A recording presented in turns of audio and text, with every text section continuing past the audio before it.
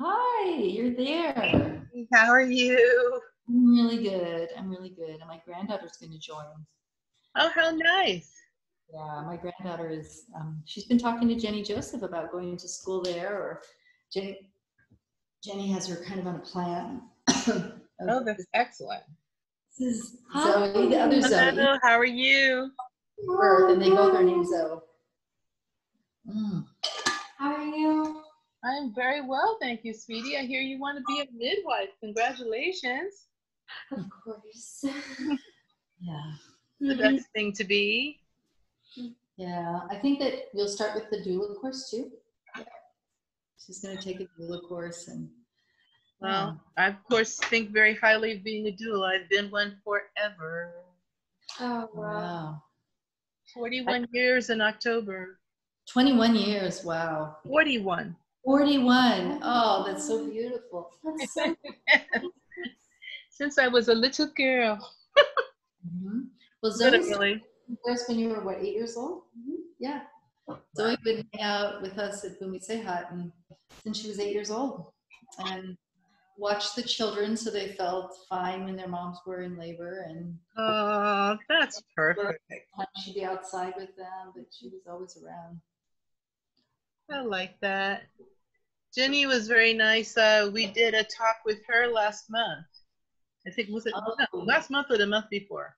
We did, no, we did it in May for International Midwives Day.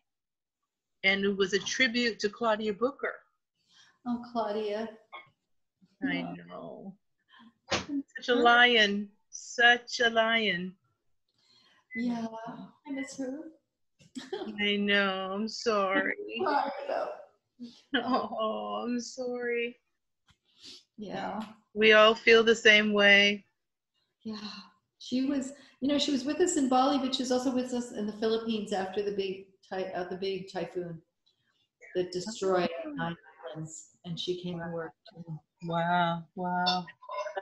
Crazy time. Oh my gosh. What a great opportunity to work with her, and it's wonderful of her to be helpful, want to come help. She was so generous. She kicked my butt around the block a few times. Oh my gosh, I got my butt kicked by her too. I know. Oh my gosh. It's someone's got to do it. That's why I call her our lion. She's a birth worker lion. Yeah, wasn't she Leo? Was she Leo? I don't know.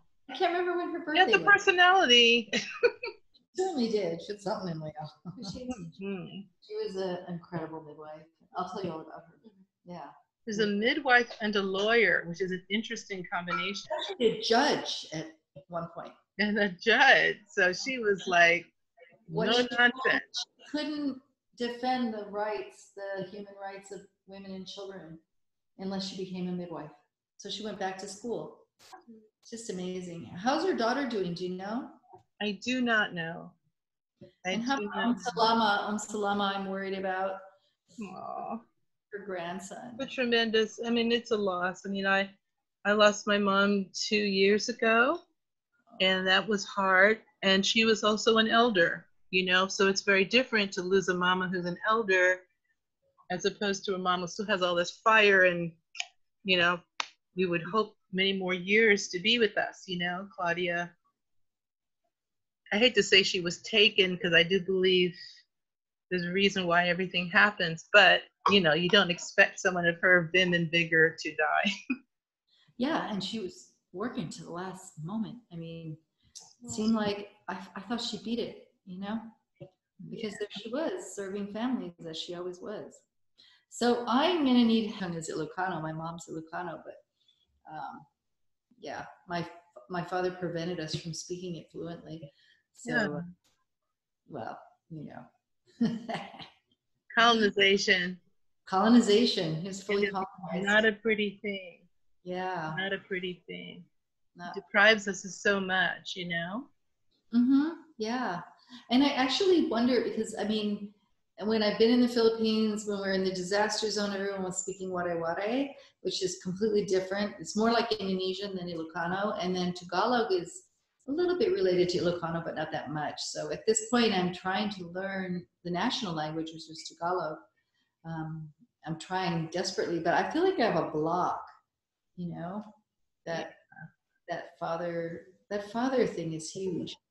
It's massive, and especially when it's used for ill. Like the father thing could be a blessing, but Mm-hmm. when it's used for ill, it's crushing, right? And he was a blessing in many ways, but he was also a big, loud white man with like, you know, Yeah. own stuff.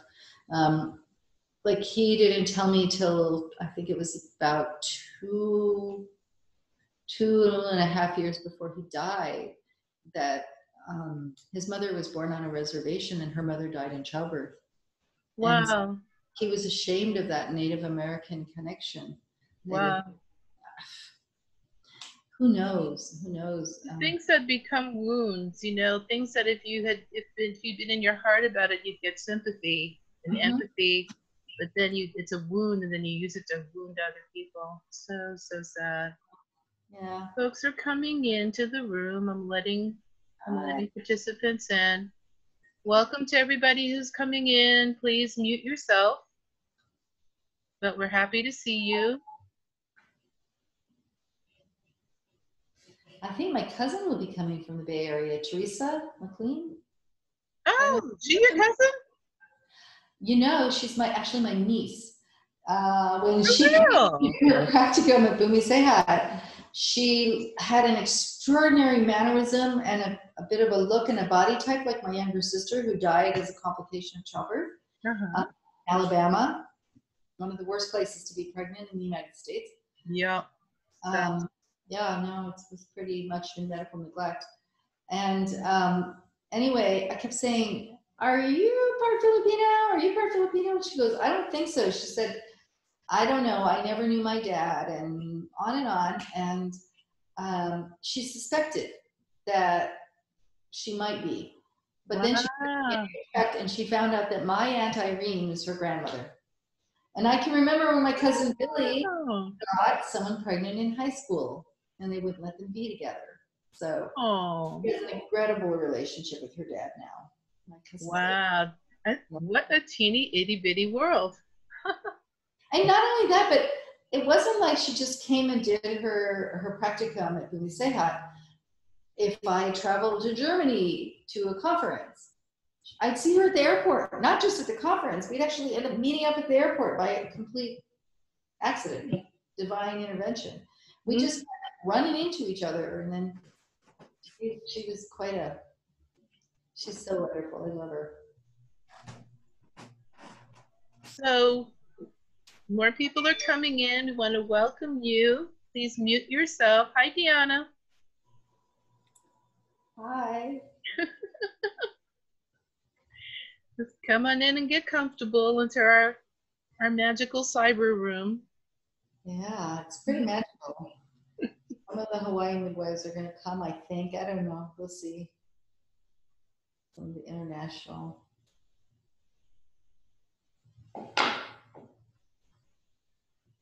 I think this is going to be the biggest Zoom event that I've managed, so we'll see how that goes. What day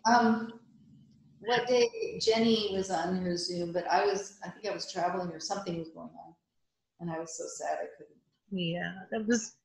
I always want to have some beautiful recognition for International Midwives Day. I just think that's super important, and it just so happened that that lined up with the loss of our friend and Jenny being available. Just worked out, just like how I just asked you out of the blue and you happened to be available, so it was great. Mm-hmm. Yeah, and here in Texas, it would be, I don't know, let's see what time it is in Bali. Yeah, what time would it have been? Although I've done it, I don't mind if I need to get up. You know, birth keepers need to be able to get up. It's 1:59 a.m. in Bali. Wow. I doubt the Bumi Sehat midwives are going to tune in. This is a lot easier on your soul. I want to welcome again all the folks coming in. Please mute yourselves as you do. Wow. Please mute yourselves.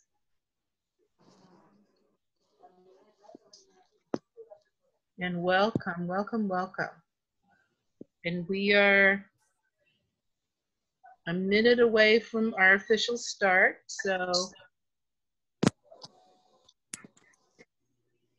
we've got 1 minute to run grab that cup of tea. Bliss is on there. Hi, Bliss. Hi, I couldn't hear the first time. Hi. Hi, Bliss. How are you? So much for your support of my daughter when she was in the Los Angeles area. Of course. It was a She really couldn't decide where to be, but she was leaning very heavily towards she fell in love with you. And so. sounded like an eventful birth. Lots happened. Yeah, we'll talk about it later. This time of COVID really brings some. Hi, oh my gosh. So many of my friends are on. This is my granddaughter, Zoe. Are you here for this one? Yes.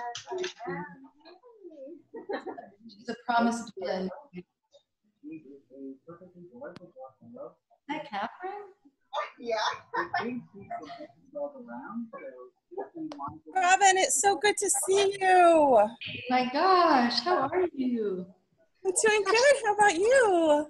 I'm good. I'm good. Congratulations on the new grandbaby. What a big That was amazing. Oh. I'm watching a movie.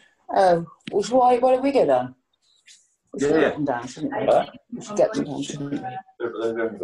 Okay, folks, just a gentle reminder to mute yourself as you come into the room. My niece will be giving birth just before I return to Bali, and she's in just south of Los Angeles. And so it's her third baby, so I think I will go down there and see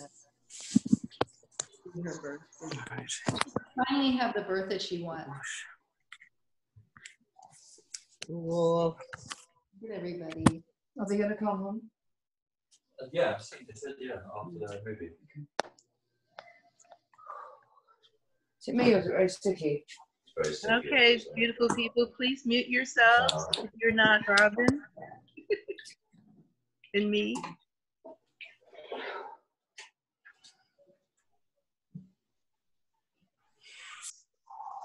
Let's do some care for Zoe. Mm. Okay, well, welcome everybody. I think we're going to go ahead and get started. Beautiful. Yeah, it's a nice crew. I see some of my beautiful faces. I see some of my gorgeous doula faces. Hi, Mika. And happy to see all these other lovely faces as well. My name is Samsarah Morgan. I'm the Executive Director and founder of the Oakland Better Birth Foundation in Oakland, California, as well as Nia Healing Center for Birth and Family Life and the Better Birth Association of Harlem. I'm so delighted to have Robin Lim with us this morning, and so grateful to the universe for having everything to work out that she's actually in the United States of America, so she doesn't have to get up at 2 in the morning in Bali to participate with us here. I think these have been really stressful times, and I just think it's really important that the birth worker community play a part in, you know, instilling some wisdom, maybe guiding some thought, maybe giving some comfort, the way we have traditionally done since forever. And this has turned into this beautiful series of talks with powerful birth workers in the community, our local community, as well as our international community. And Robin is definitely a star in that universe. She has some words to share with us, and then there'll be plenty of time for talking to her and answering, asking her questions and hearing her answers. And so let me start by formally introducing Robin Lim. Hello.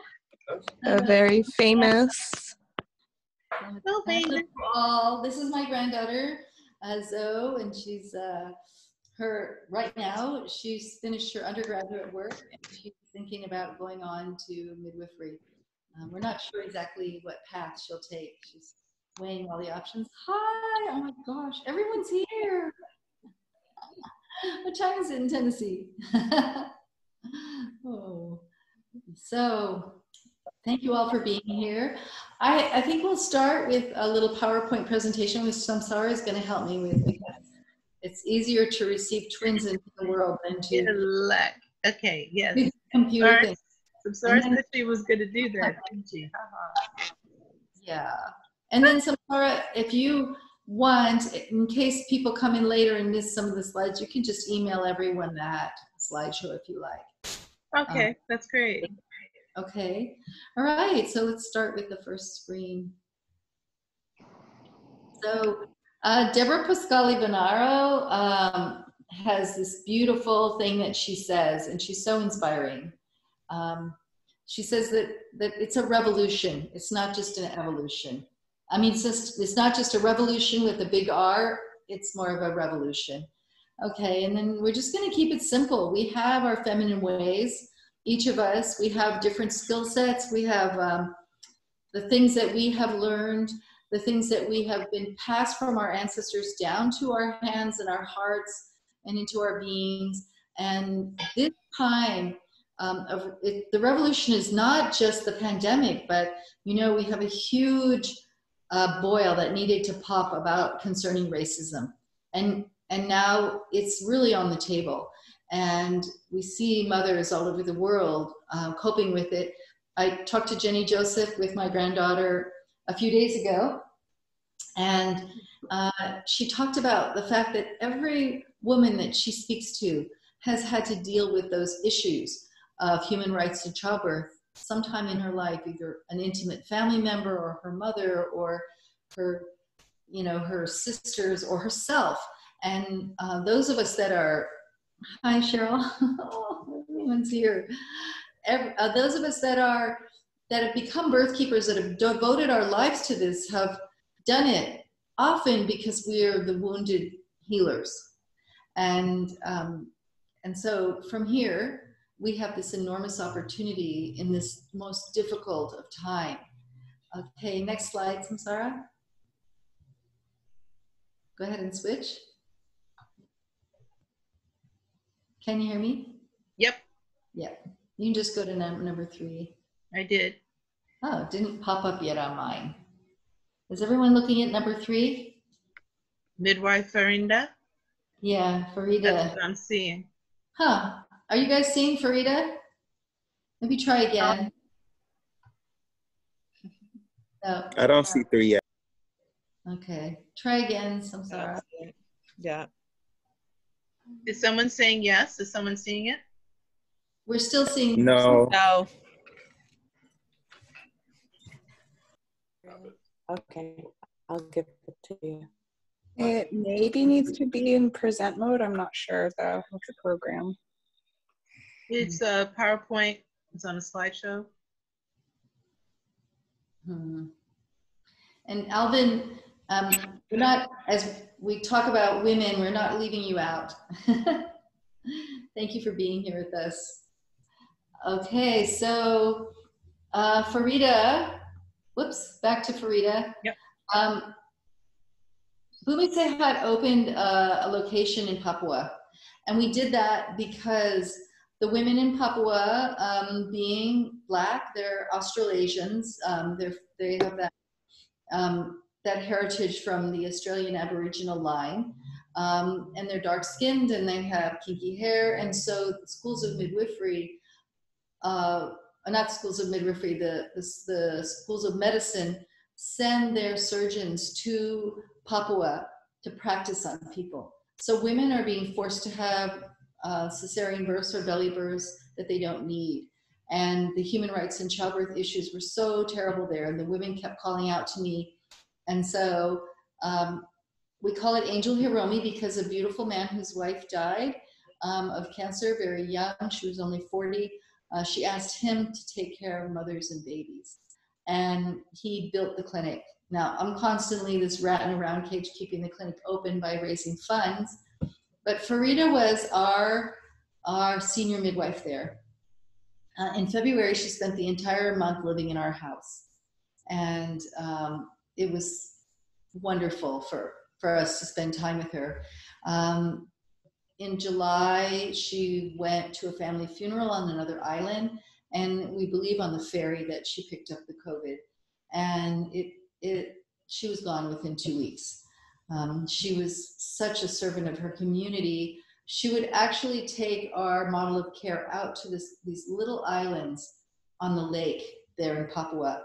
And it was amazing the work she could do. And we are really, all of the Bumise had 6 different birth centers, 4 in Indonesia and 2 in the Philippines. We're all in a bit of shock and mourning that we've lost her.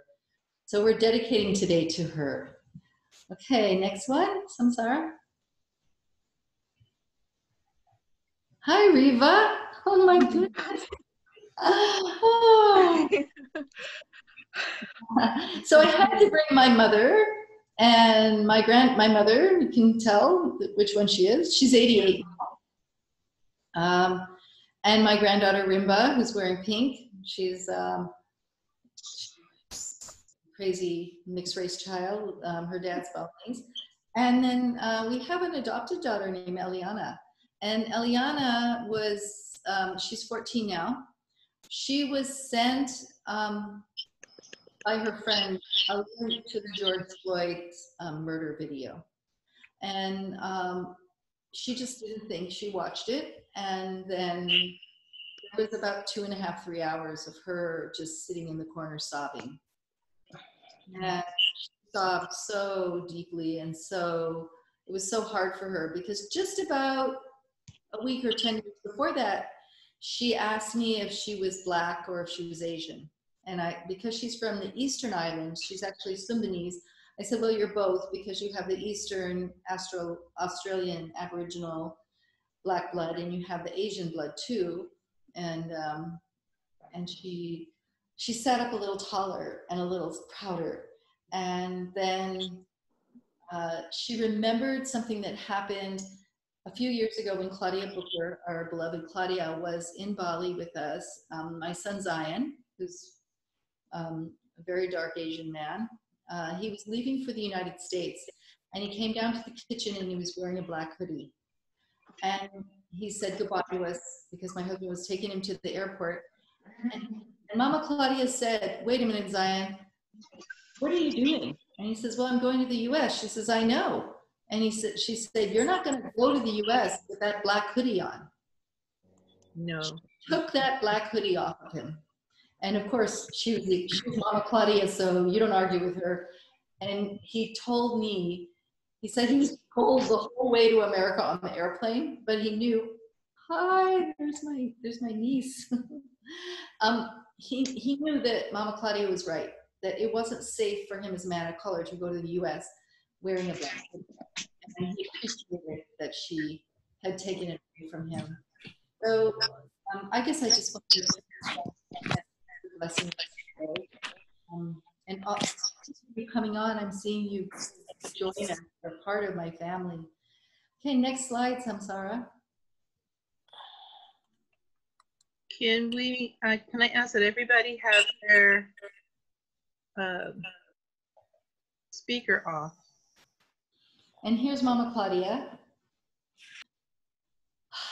Samsarah and I were just talking about her. It's hard for me not to be emotional when I think about her. I miss her a lot. She really was a force of nature. She inspired all of us. The story of her journey from being in law and being a lawyer and a judge, and then realizing that the only way that she could defend the human rights of mothers and babies or women and children was to become a birth keeper. And then so she really reinvented her life, became a doula, she went to school, she became a beautiful midwife, she served families so beautifully. And a family that has had 2 generations of their babies with us in Bali made her this batik. When years and years ago, when I first met Claudia and I went to DC and had an amazing time with her and the Midwives of Color. So, okay, next slide. I'm getting so emotional just looking at Claudia. We call her in because now she's joined the ancestors. We call her in to guide us and help us. This is Ibu Anak Agung Mas. She has been a midwife for 48 years, soon to be 49 years. If she looks 33 to you, she looks 33 to me too. And she is jumping around. She's just extraordinary. And she always, when people say to her, there's no way that you're as old as you are, because she's now, she'll be 70 very soon. She was conscripted into midwifery very young. She always says that she looks so good and feels so good because of the oxytocin from the mothers. When she became a midwife, she was sent to Karangasem, which is the driest, poorest side of Bali. And she served in a shack in the graveyard. That's where the government put her, all by herself in a shack in the graveyard. And she, some of you have been to Bali and you know her. She has 3 daughters. They're grown. She has just her service to women and to babies and to the whole idea of birth as a special sacred passage that needs to be respected for women, babies, and families has been amazing. And she teaches with me and sometimes by herself. We have traveled all over Indonesia together. And I was telling Samsarah that I'm used to having this incredible experience where every week and sometimes two and even 3 times a week, we'll have groups of 40 to 80 midwives and nurses sometimes, and birth keepers from all over Indonesia will come by bus and ferry and some by plane, and they will make their way to Bumi Sehat in large groups to learn from Ibu Gongmas and I about gentle childbirth and respectful care. So she has, she's just been a revolutionary in my life, and I love her so much. Okay, next. Just want to say someone had their hand up, and we will have questions and answers after this presentation. So hang in there with us. Yes. Okay, next slide. This is my grandmother, my Lola. I just wanted her to be called in as one of our ancestors that guides and protects me and my family. And she was the daughter also of a midwife. Her mother was a licensed midwife in the Philippines, but because of the war, she was never able to go to school at all. And so she was a direct entry Hilot, which is a healer. And this is also the great-grandmother of Teresa McLean, who's with us today. Hi, Teresa. That's your great-grandma there. Anyway, she was a Thank you, Robin. I love you so much. Love you too. But my Lola Vicenta was just a force of nature. I can't describe how much she affected my life.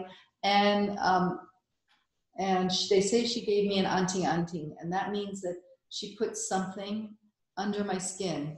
And this is something that our elders do, where they put something under your skin or in your body, or in somehow they get in there and they add something to you when you're young so that you will become a birth keeper and that you will never rest. You will always have the strength to do this work. So I would say that each of you that is here today with us has an anting-anting, has some kind of there was a grain of sand that became your pearl of passion, and go with it. You're not going to rest. People say to me, why aren't you resting? Why aren't you? And I say, I'll rest when this life is over, because the energy that you get from having a passion is so special. And it's so, we are so blessed to have that. And the world is blessed to have it. So go with it. Don't fight it. All right, next. Next slide, Samsarah. 1 second. Yeah, computer. There you go. Oh, I included this one because this is my little goddaughter in Italy. And you know that Italy was ravaged by the COVID virus and Ambara. And many of the Italian birth keepers contacted me, and the mothers were saying, we're going crazy. We're so unhappy. We're stuck at home. They couldn't even, the virus was killing so many people. They couldn't go out except certain hours of the week, each family had an assigned time when they could go to the grocery store even. And people were losing their minds, and the birth keepers kept contacting me. And I would ask them, I'd say, send me a picture of you with your children. And what I noticed is that the children were so happy. And that this time when so many of us have been isolated and locked down, if we look at it from a child's point of view, it's pretty wonderful to have mom at home and dad at home. And so I found that from that perspective, it's an interesting thing, a lot for us to think about. Okay, next slide, please. These are mothers and babies who have given birth at the time of COVID in Bumi Sehat. You know, we've been wearing all of our midwives full PPEs with even the plastic face covering and the masks, and the mothers have been wearing masks, some of them. We have not excluded family. We've limited a bit. We've always been a place where a mother could bring anyone she wanted to her birth. And so we've kept that. We've asked that she bring 1 or 2 people that for her are the most important people to have with her for support. And generally they'll bring their own mother or their mother-in-law and their husband. So, you know, we are doing a lot of OBGYNs in the beginning. We're telling women, don't go to the hospital, it's dangerous. Just go to Bumi Sehat, because we instilled protocols beginning by February 13th. We were already predicting that this could be bigger and worse than we imagined. And so we started to do things like, there's no more of those ecological cloth towels that we used to change out 3 times a day and wash. There's 15 hand washing stations downstairs in Bumi Sehat, and there's another 5 upstairs. And we used to always just do the most ecological thing and have cloth towels. Now there's paper towels. That breaks my heart, but hey, we need to do that. We need to protect our mothers and our babies and our staff, and we also do community health. So a lot of our programs have been cut. For example, we don't have prenatal yoga on site. We have prenatal yoga only online now. And Weena, who's my daughter-in-law and the mother of 2 of my grandchildren, she's coordinated the prenatal yoga program for more than 10 years. I think, well, yeah, since she was pregnant with Bodhi, so 14 years. And she really has done beautiful videos for the mothers in Bahasa Indonesia. And so we don't have that. We don't have our elderly yoga. We don't have our groups of student midwives and doulas and nurses coming anymore. But we have continued our community health, and acupuncture does happen, especially for the pregnant mothers when they need it. For example, when an OBGYN says you don't have any water in there with your baby, you need to have a cesarean. The mothers, of course, come to the Bumi Sehat center crying, and we say, oh, just get some acupuncture. First, drink a whole coconut full of water, and then get acupuncture. And there is a protocol to get the water in your body to go to your womb. And so we haven't had to transport people for that. We really try our best for each and every family, and the families don't have to pay. It's all by donation, and most of the families you see right here don't even have anything to donate. And everyone gets treated with what we call VIP treatment. Nobody gets treated like they're less because they have no money. That's cool. That's pretty amazing. And they're all right off your iPhone. Someone please turn your mic off. So yeah, we really try to serve the community, but never compromise the mothers and the family's dignity. Okay, next slide. Some more of our families, beautiful families. Gorgeous. Yeah, they are. Okay, so this beautiful family, I have known Budi since he was a little boy. He's very close friends with my son. He has osteoporosis, osteogenesis imperfecta. So his bones have broken many hundreds of times. I've actually been with him when his bones have broken. And he married Dayu, who was she had polio. She's a polio survivor, and they had this very healthy baby boy. Sadly, the OBGYN that they were seeing, as well as the Bumi Sehat midwives, said that she would have to have a cesarean. And they were so afraid that they ended up doing that. We helped them with the whole process of making sure that they had the government insurance, which is kind of like Obamacare, so that she sort of could be paid for, and anything that wasn't paid for, Bumi Sehat paid for. We're also helping to support them because they live in a community with 22 people that are, most of them living in wheelchairs.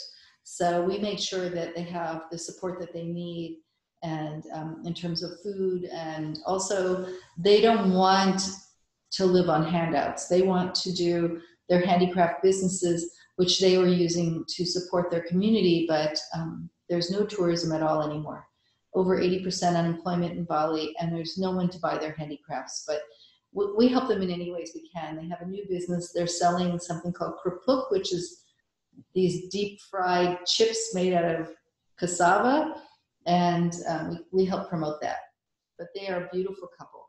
And from the belly birth, Dayu and Budi and I worked very closely with the OBGYN, and within hours she was released to Bumi Sehat for breastfeeding support and to be in a place that was not a hospital. She wanted to be at Bumi Sehat. So she got to have her wish. Okay, next slide. These are elderly people that 3 times a week have been since I would say since the beginning of March. When the families in Bali became unemployed, for the most part, really more than 80%, the elders will not eat food if they know that there isn't enough. They'll make sure their grandchildren, great-grandchildren, and elders in Bali are, we don't have, what's it called?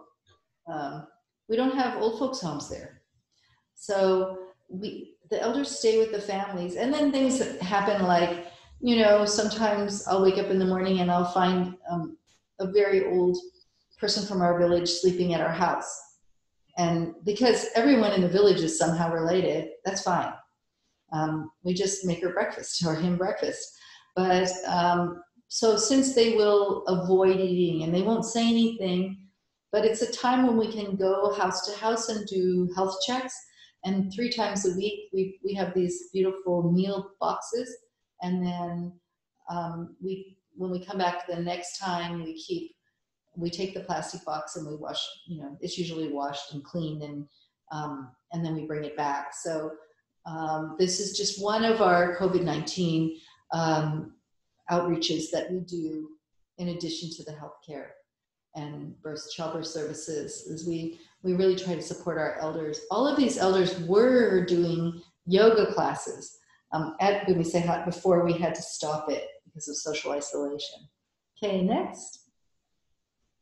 These are food items that we've been distributing. We have over 200 families and more, because we have the basic families that really, really need support, that we make sure that they get rice, eggs, leafy green vegetables, purple sweet potatoes. Do you know sweet potatoes are antiviral?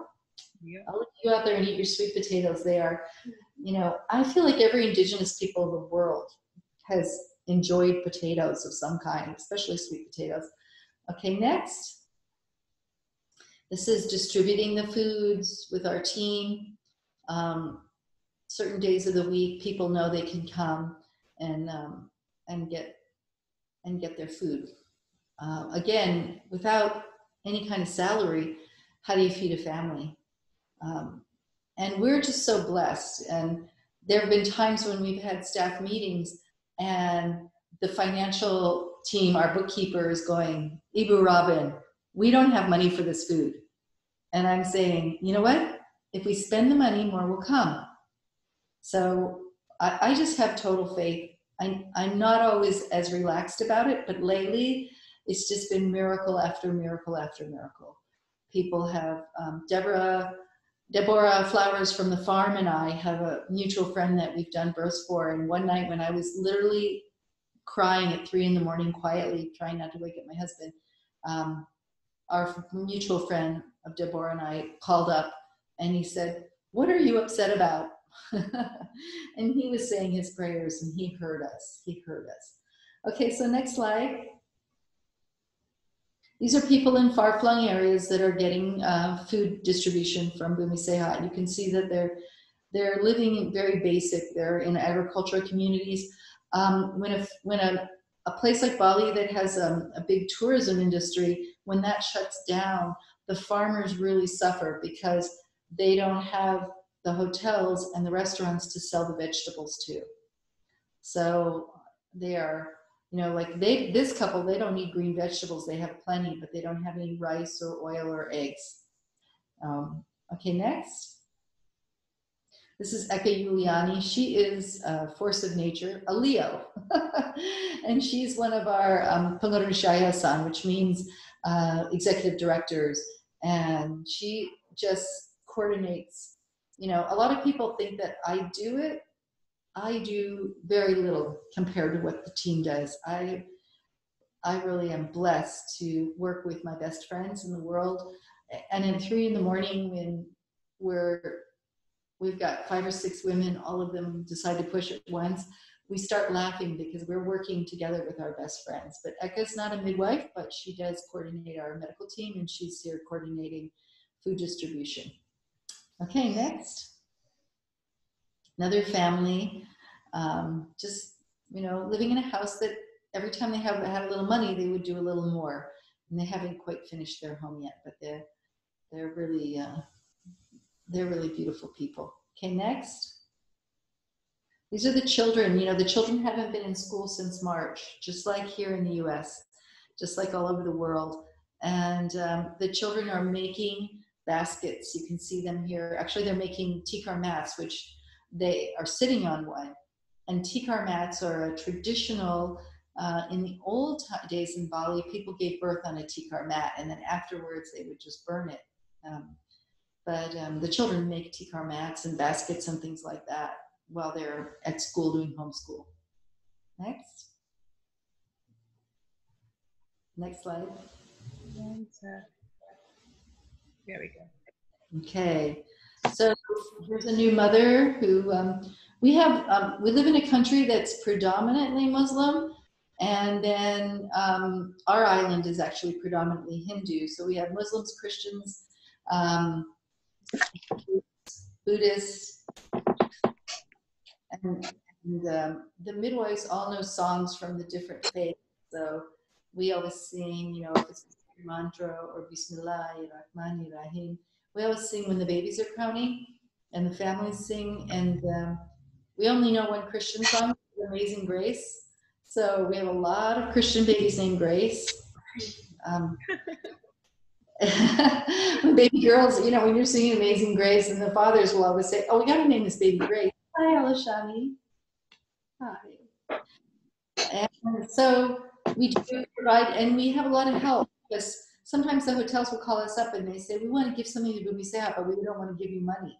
And we say, "Well, then you need to buy these vegetables." And we can see that we're packaging them without plastic even. So that's pretty exciting. The COVID pandemic has really caused there to be so much plastic, so much more plastic, because of what we have to use in the birth rooms just to be safe, which is breaking my heart. I wrote down here that food is essential healthcare. And it is a special time for all of us, because it's a time when we must live with empathy. We must. So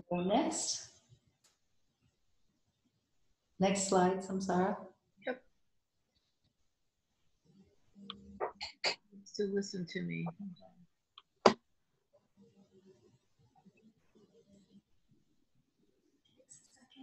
Yeah.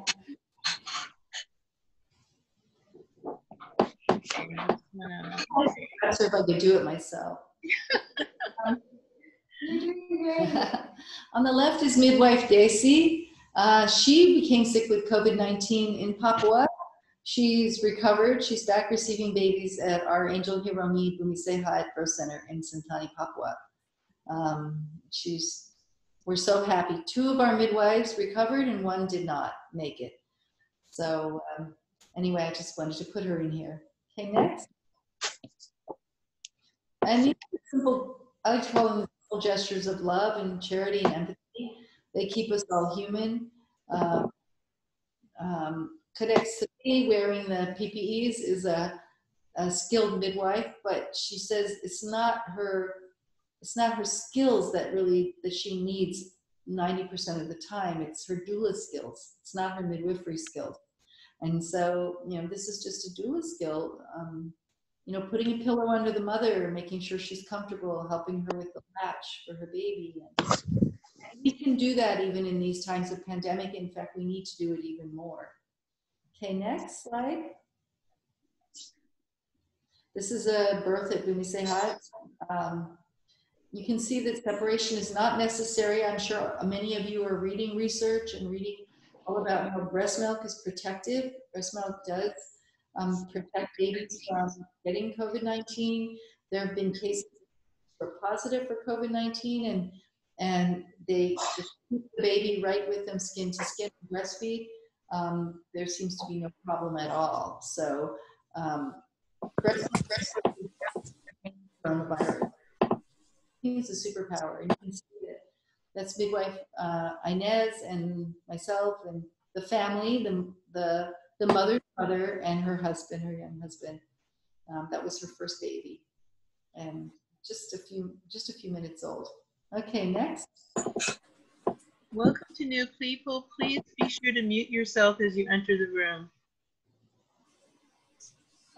I wanted to show you Rati because Rati, first-time mom, she had a 4th degree tear.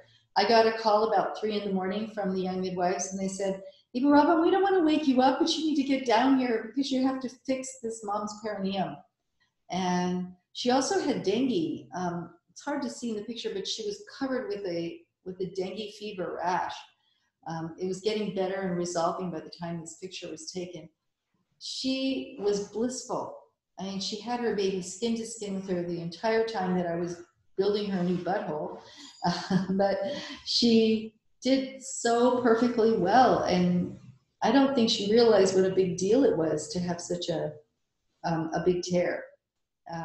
And then, of course, the next morning I was over there at the crack of dawn with a plate of papaya, making sure that she was going to eat a lot of papaya that day. And the staff said, "Oh, we've already fed her papaya and she's already pooed." So we love Rati. She's just so positive. Her energy is so beautiful. Okay, next. I just had to include His Holiness and what he has to say about the outbreak has shown that what happens to one person can soon affect every other being, but it also reminds us that a compassionate or constructive act has the potential to help many. Okay, next. Toru on the right, he was a human rights attorney.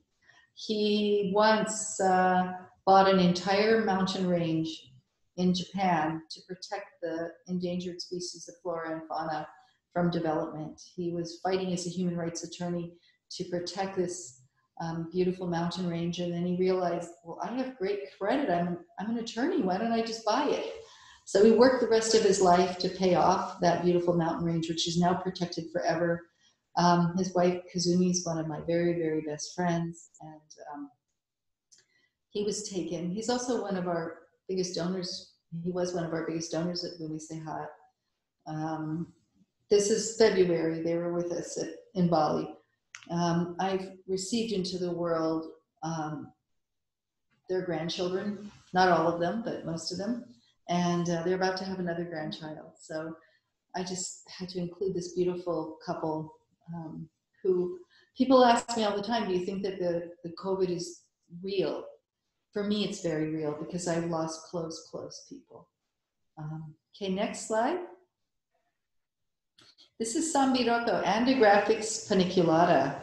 It's a weed in Indonesia.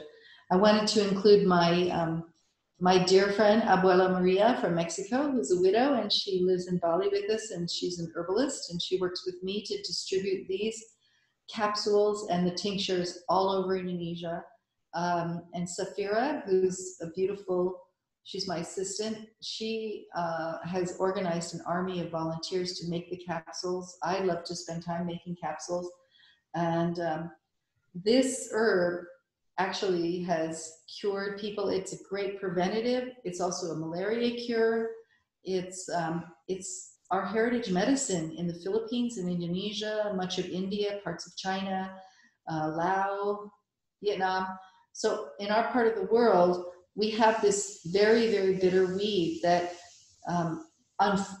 according to the botanists and the virologists that are working there in Brazil, and I'm working with them, they can't get this plant in Brazil. So we've sent them seeds now. But there are 4 different ways in which this herb stops the coronavirus. So 190,000 Balinese men came home to our island from working on cruise ships in March and April. And many of them had the COVID, and many of them, some were told to self-quarantine, but then it got so bad that they were actually forced to go into a government quarantine. And we keep sending over this medicine, and they keep getting better. And so Bali has had an incredible low number. Indonesia, Jakarta is one of the hotspots, but generally Bali has had just the lowest numbers and very few deaths. I think we're up to 48 deaths. But when you consider a population of close to 4 million, that's pretty amazing. And it's not because we don't have the coronavirus. It's because of, I think we have a lot of vitamin D. People live basically outdoors. They sleep indoors, but they're outside all the time. And we also have this very bitter herb. And my daughter, Lakota's husband, Robbie, who's a Balinese rock star, he has a huge social media following, and he promotes people to go out and pick this herb.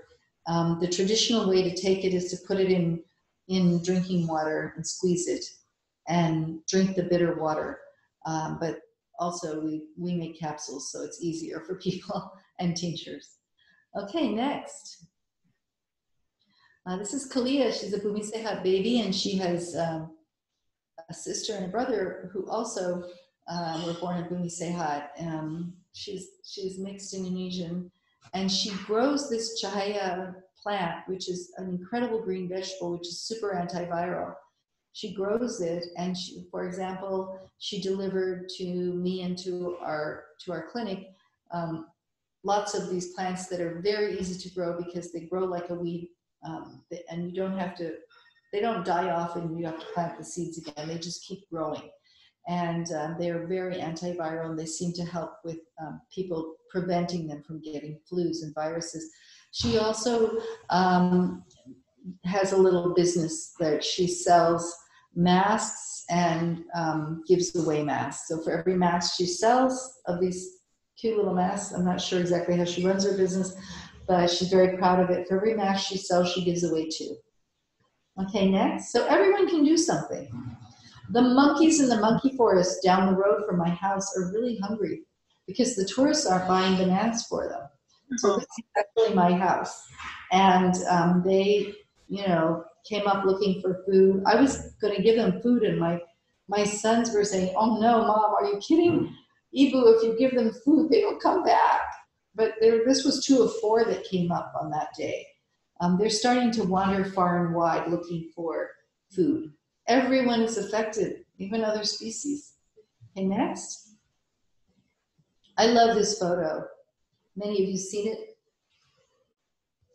Excuse me. Many of you seen it on the internet. Look at this mother protesting with her mask on. Just beautiful, putting her life on the line. And so my heart goes out to her courage. I don't know who she is. Do you know who she is, anyone? I think the person that sent me this picture was Jenny Joseph. And just look at her. She's just a beautiful, beautiful being. Okay, next slide. So this is an altar on the Big Island of Hawaii that's made to honor the sacred feminine, where Pele, the goddess of the volcano, has flown over the land. And so we are in these very important times. It's as people awaken, and as people,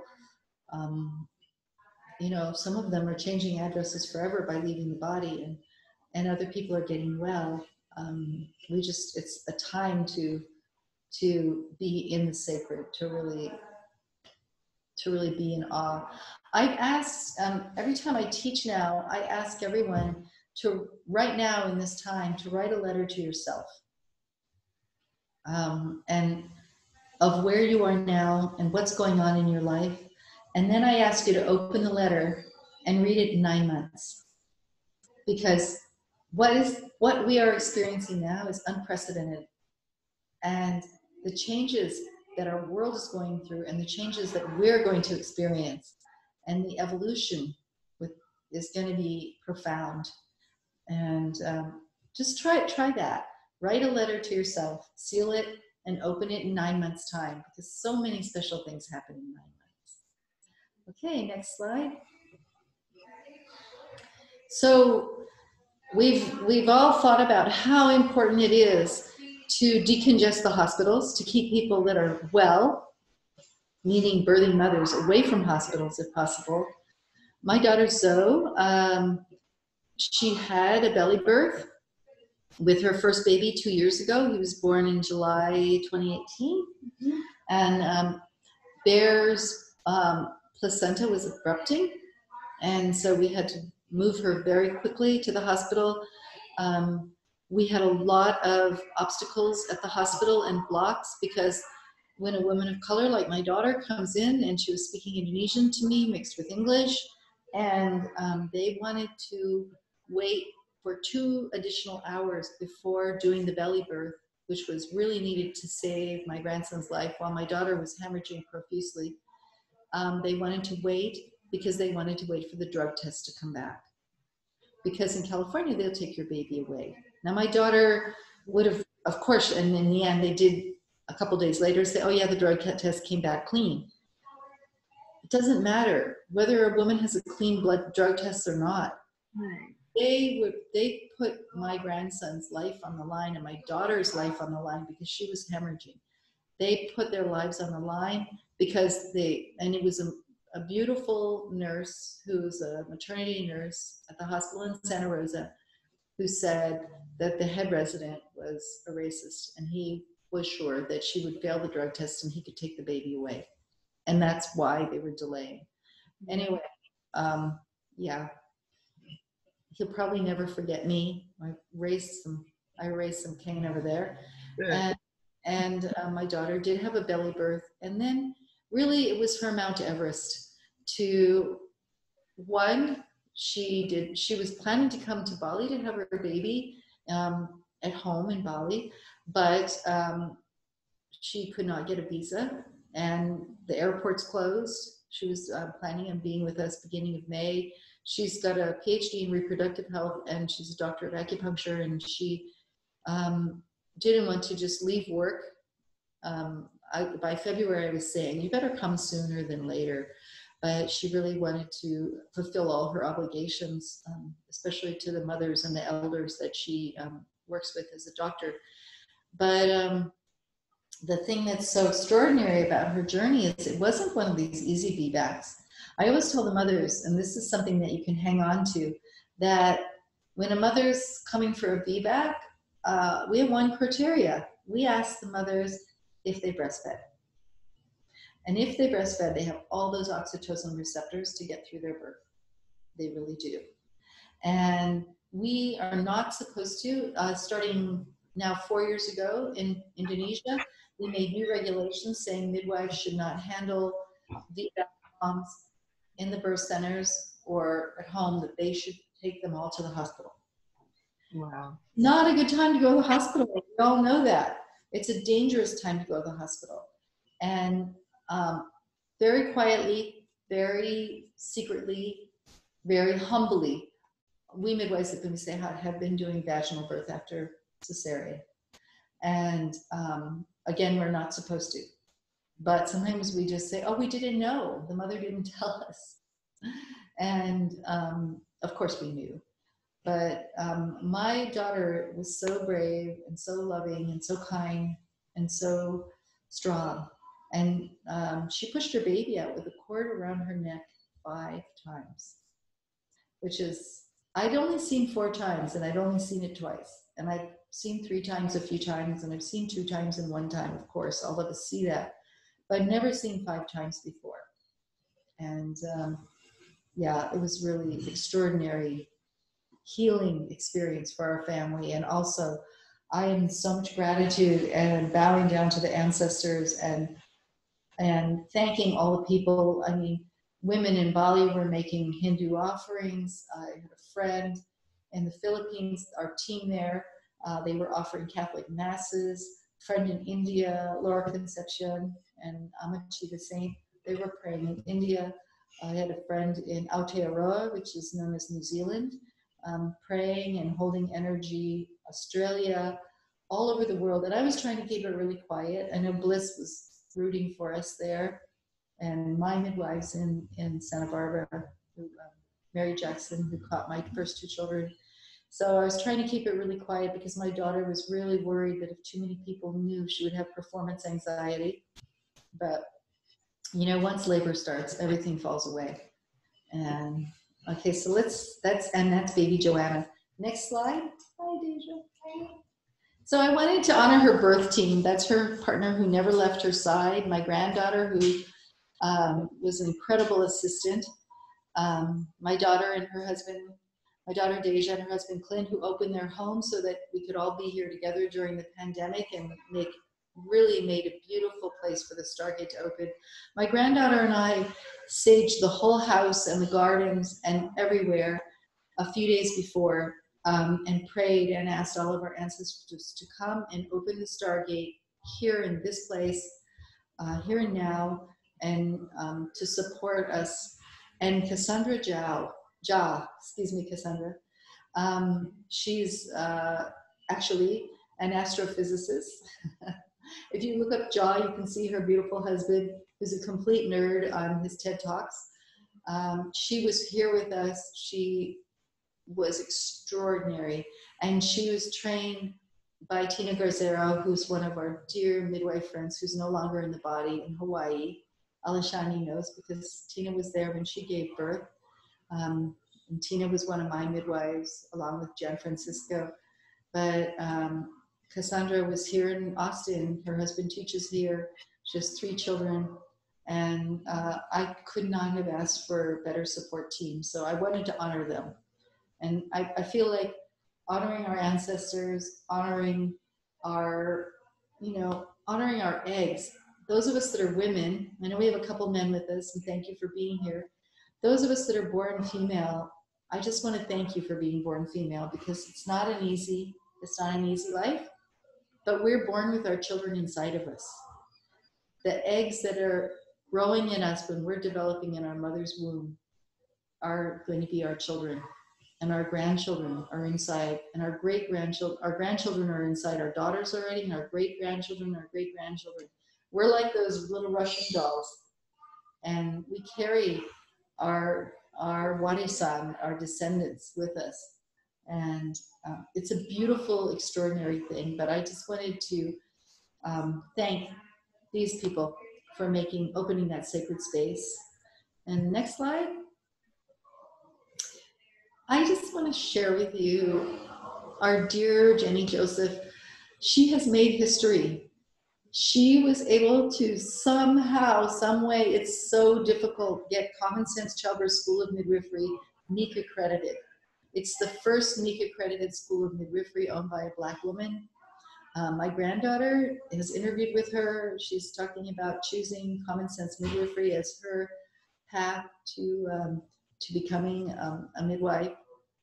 I just admire Jenny. I just touch her feet, and I wanted to bring her smile to you. Okay, next. This is my granddaughter, Rimba. And on Easter Sunday, she arrived in our bedroom with her Easter basket, her Christmas dress, and her witch hat. And she said she was the Easter, Christmas, solstice witch. And she's half Balinese, and she sometimes feels like her Balinese grandparents don't appreciate her because she's a girl. Because culturally in Bali, it's better to be a boy. we midwives are always so tired of seeing people look disappointed when they have a baby girl. And so we start in pregnancy saying, you know, girls are wonderful. Let's be happy because your baby's listening. Let's be happy if you're carrying a daughter. And my granddaughter always says, girls are better, right? So she's really a teacher in that way. And I just wanted to share her beautiful smile. Okay, next. I think that's it. Yeah. Good. So let's open to questions. So let's see how we want to do that. Let's try to just, I don't know if we should do the chat or if we should just try to talk. Let's try to talk and see how it goes. And if it becomes a train wreck, we'll go to the other way. But has anyone got a question or comment for Robin? Yes. Hi, everyone. Thank you so much. I'm very grateful to be here. My name is Oludare. And one of the questions that I had, I'm trying to like do this as smooth as possible. Okay, yeah. You said auntie, something that an elder puts under your skin to become a birth keeper or a healer. I wanted to know, how do you spell that? Anting, A-N-T-I-N-G. A-N-T-I-N-G. Anting. Angie. Thank you. I have another question, but I have to find it, so I'll share. Thank you. Thank you. Who else? I have a question. Hey, Robin. I am expecting yet another grandchild in December. It is going to be a beautiful baby girl. And my daughter-in-law is feeling that she has to make sure that she quarantines everybody 2 weeks after the baby's born. And I was just, of course, you know, that breaks my heart, but I just am wondering what your view on that. If you think that it's necessary. This is her first baby. She's just really trying to figure out what to do. Angie, can you be there for the birth and stay for the 2 weeks? So here, unfortunately, they are only allowing one person in for the birth, and hospital. Into the hospital. Mm-hmm. They live less than a mile from me. Uh-huh. So, I mean, she's in and out with me all the time. She just feels like after the birth that I have to quarantine or we all have to quarantine for 2 weeks. And I mean, it's her decision ultimately, of course, but I don't know. I'm just kind of like, this may not be the step you need to take, but of course it's always what they should. But I thought I would ask you because it's something that she had brought up to me. I feel like we have to go with the mother's intuition. Like, we're being very careful. I very carefully went to the nursery to buy a couple sacks of probiotic soil stuff and some plants to add to the vegetable garden here. But I haven't been out. Texas is hard because people don't want to wear masks. You know, maybe you could talk about wearing a mask. You could talk about distancing. December, it's not going to be, is it cold where you are? Yeah. So it's not like you can sit outside and open the window and be a few feet apart. And right. It's, we don't necessarily get snow here, but it does get cold. So, I mean, we'll just have to go with what she feels like. She's just scared with everything going on. And I just wanted to find a way to comfort her, I guess. Be sure to support her in breastfeeding. Yeah, we've already spoken about that. So in the hospital. Hi, Patricia. I'm thinking about you in slow postpartum. Patricia and Angie, do you know each other? Maybe you should know each other because the slow postpartum thing that Patricia does maybe would help hurt your daughter-in-law. Okay, she can message me. Right. Yes.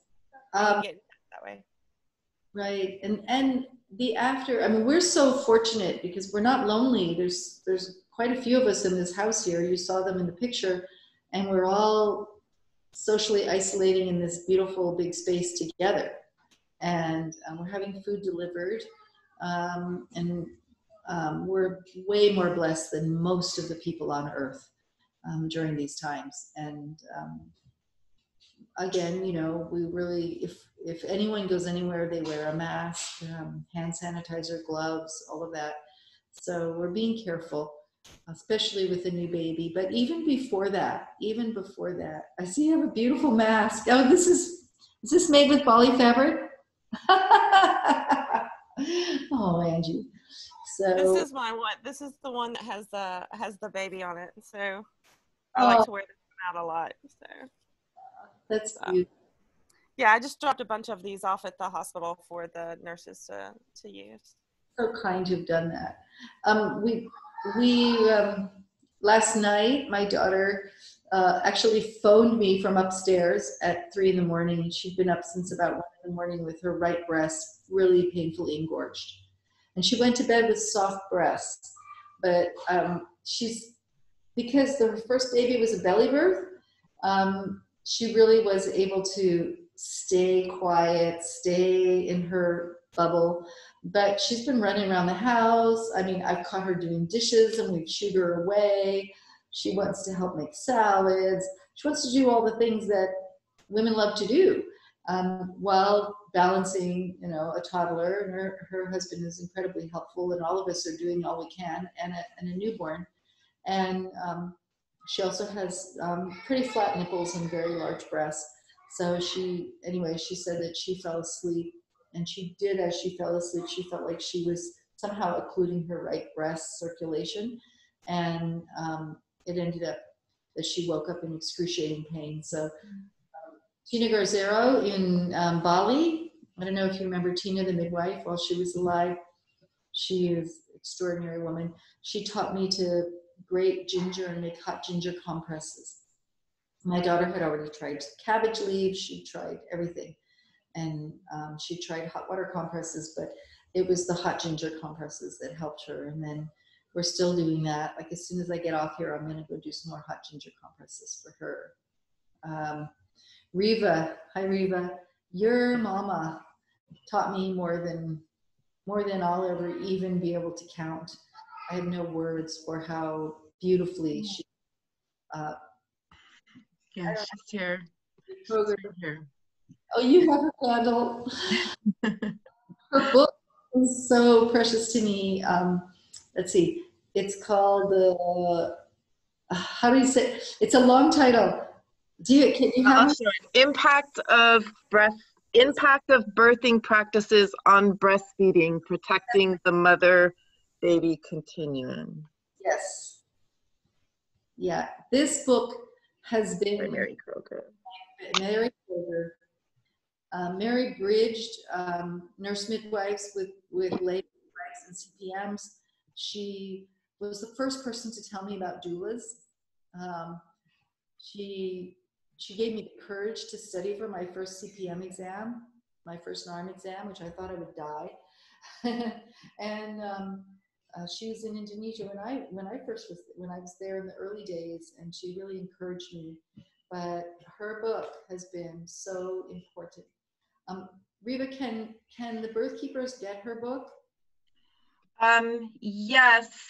Let me give you the publisher's name, but if you guys could contact me directly, I would definitely follow up on that.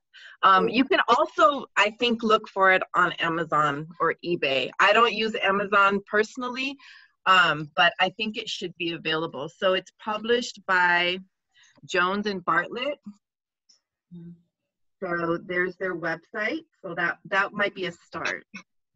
And you have to make sure to request the first edition, because the second edition is not the same. And she was already passed when it was written. And it was written by somebody else. So this is it right here. So, and any questions I will be happy to answer. You get your Facebook messages? I do. Yes. And that's the only social media I do is Facebook, and I still have a flip phone, but I have a landline, and I'm very reliable with email. So, please contact her, because I would love for every birth keeper to have a copy of Mary Kroger's book. Mm-hmm. Yeah. This is important in my life. Okay, any other questions? I had a question. Thank you so much for being here, Robin. I started assisting Samsarah after seeing her and you speak at Birth Keepers in Berkeley. So it feels, I'm just so grateful to have you today, and thank you again to Samsarah for coordinating. I really loved seeing the photos of the immediate postpartum and all that bliss and happiness, even in these strange circumstances, and like in particular for that mom who had a complicated, intense tear. And I'm wondering if you could speak a little bit to what the Bumi Sehat, like traditionally what you guys are doing postpartum, and if or how that's been impacted by COVID. I know that as a doula, like I have supported some home births and some other births remotely and in person lately, but then I felt safest not visiting in person when the baby was so fresh and new and I was out in the world, you know, minimizing exposure, but still having contact that was new between when I was attending them at the birth and supporting them postpartum. And I guess I'm hoping you can elaborate on what that's been like there, and also if you have any nuggets for the families who have really small or limited circles of support during this time, like some of the things they can do to really maybe create some of that more sacred postpartum period, because I'm hearing so much about and seeing so much of how some of the ways that's lost. Yes. So one of the things is that those of you that are doulas and midwives and birth keepers, if you can leave your phones on at night, even when you're not on call, so that those postpartum moms that get an engorged breast or have a problem can call you, because it makes all the difference. It makes all the difference. Being able to contact by phone someone, to have someone to reach out to. Patricia probably has much more postpartum advice. This is a very hard time when we can't be there. Also, limit your social contact to your people that you're looking after. I mean, it only works if, like, when I was in Bali, I could just only go between Bumi Sehat and home and never have to go out and buy food, because I have a husband that would do all that. And then anyone that goes out needs to come home and immediately, even if you've only been out for half an hour, go and shower and change your clothing, just because. And it's really hard. I'm a hugger. Those of you that have been with me, especially in Bali, know me from the past. I'm really into hugging. I mean, I'm the queen fairy godmother of hugging. And now to just namaste people and to ask people, sorry, I can't be hugging you. And even between births, the midwives are, there's a shower up in my office. They go take a hot shower and they change their clothes and their PPEs and everything. It's a lot more laundry, but it's worth it. So if you can limit your contact, and this is hard because we all live in the real world, you know, Jessalyn, you live in the real world, but you will be able to have more contact with the postpartum moms if you limit your social contact outside of just the women and the families you're taking care of. Like Cassandra, are you here, Cassandra? I don't know. I know she was busy today, but she was saying that not only herself, but her family was even more vigilant about not having contact outside when she was anticipating my daughter's birth. And she's been here twice since the baby's born, but wearing a mask and, you know, coming in the house, immediately washing hands. So these are the kinds of things that it's difficult. So every day we do our best in every way we can. One of our midwives in Bali right now, she's actually expecting a baby. She's 17 weeks pregnant, 18 weeks now. And she called me a few days ago in tears, and we have WhatsApp so we can talk internationally. Because when I left, she's also my home birth partner. So she not only works at the Bumi Sehat Birth Center, but she also does home births. And she called me saying that she had, she decided after I left, since we had no home births lined up, that she would take some time off because she's been really having a lot of nausea and a lot of pregnancy symptoms that aren't going away. And she thought that it was also associated with worry and concern. And she has a 4-year-old son. So she moved back up the mountain with her husband's family, which is very traditional to live with, they have a little rental that's closer to the clinic where they live, but she's been up in the mountain now for the past 2 weeks and living with her husband's entire extended family. And they've been very careful. They're a farming family. They don't know how it happened, but her father-in-law, who's a farmer, he got pneumonia. It was quick. They took him to the hospital because he really couldn't breathe. He tested positive by rapid test, and then he got a positive PCR swab. So he has the COVID. Now we were able to give him the herbs, the Andrographis paniculata, we call it sambiroto in Indonesia. She was able to immediately bring those herbs to the hospital and leave it at the front desk. They could only see their father through the window, but it was fortunate that she wasn't working at Bumi Sehat just at that time, because she would have been afraid. Now, she doesn't know. So far, the government Department of Health people are not testing her family. They've asked them all to absolutely quarantine for 14 days.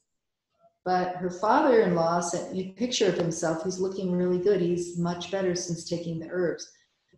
So he was fortunate because he's not been put on a respirator. So these are the kind of things that we never know. My daughter's husband's secretary is in a different part of Texas, but she had come down with the COVID. Her daughter was exposed in a playroom. And so we don't know. And I do believe in my heart, I don't know about the rest of you, I could be crazy, but I really believe that it's mutating and it's changing, and hopefully it will stop killing people and stop making people so sick. And I have this, my intuition is by February. By February, we'll be able to resume some new normal. I could be crazy, but remember the Spanish flu was just horrible, at least this bad, if not worse. And it passed. And some of our grandmothers and great-grandmothers remember the Spanish flu, but none of us ever thought about it. I think that a lot of our lives that we took for granted before, we are not taking for granted anymore. I mean, it was a miracle that I could travel here to be with my daughter. She could not get over to Indonesia. There was just no opening, no way she could get there. So yeah, it's a crazy time. It's a really good question, Jesselyn, and I wish I had a better answer for you. Hey, Robin, it's Tree. Hi, Tree. Love you. It's so fun to see your face and actually be able to talk. I was supposed to be with you earlier this year at ICM, and I'm sorry that we weren't able to be together again after last year, which was so wonderful. One of the people in Bali, I got sick while I was there, and Robin had them make me some obat, which was ginger and lime and hot, and it was so healing and so wonderful, and I just appreciate that so much. And the traditional medicines, it really helped me a lot. So and I just have to say thank you, because we have these lines of midwifery care and of midwifery teaching, and you're part of my family and you're part of my midwifery lineage, and I so appreciate that. And seeing a Gungma's picture, because she is also one of my midwifery mothers, and to have that is amazing. I've done a lot of postpartum work during this COVID, and I've done it almost all online with families. And I would say, Jesselyn, it's really amazing if you set a time and do an appointment, like in quotation marks. And it really, I was able to do a lot of breastfeeding support, way more than I had imagined I would be able to do. And it was really amazing. And I felt like I really had a connection with the mothers. Not the same connection that I would have if I was standing there helping them with my hands, but my heart was there and my spirit was there. Beautiful. Thank you. And were you treated in the beginning? I believe you were separated from your family? I did. I ended up sheltering away from my husband. My husband works at a grocery store, and at the beginning we weren't sure of how contagious things could be or what would happen. So I sheltered away for 6 weeks by myself, and then with a friend, where I wasn't exposed to anybody who was seeing anything else. Now we really come to see that the store he works at uses PPE. They use gloves and masks, and they clean everything obsessively, so no one's become sick there. So we feel more comfortable, and we're together now, which is was challenging. It was challenging. Yeah, because you were serving families and couldn't be with your own family. Yeah. I mean, it worked out fine, and I have that. I don't have small children. And so I was able to have the space, and I have a friend who gave me their place to live. So I have a lot of blessings. It's not like it was a sacrifice, but it wasn't as much as most people are doing. Though we did lose a family member during this, and we couldn't go to their, we had no funeral, and that was difficult. I'm sorry. Okay, anybody else? So, hey there, Robin. I wanted to slight subject change, but I'm noticing that I have a lot of my beautiful students and apprentices with us this morning, and folks who are beginning their birth worker journey. And I wonder if you'd take a moment to share with them your journey, how you came to be a midwife and how you came to have the center. Well, I didn't want to be a midwife, and I think that was my grandmother's fault, my Filipino grandmother. But she was a huge influence on my life. I mean, I loved what she was doing. Is that Eden? Hi, Eden. Hi. Eden's a birth keeper as an OBGYN in New York, and she's part of my lineage too. She taught me how to repair 4th-degree tears. So I found myself pregnant with my 5th child and living in Bali. It was sort of one of those things where we went to visit and we ended up staying. And once I gave birth to my son, Hanuman, the people in the village kind of kidnapped me. They would come in the middle of the night and come and get me and take me to their births. And the traditional birth attendants, there were still a few then, needed help, and they just decided that I must be a midwife. I had been apprenticing a bit with the midwives in Hawaii and Maui with Tina Garzero and Jan Francisco, who are part of my midwifery lineage, and Alishani's as well. But I couldn't commit to this. But then I was being kidnapped when I was pregnant with my last child, with Hanuman.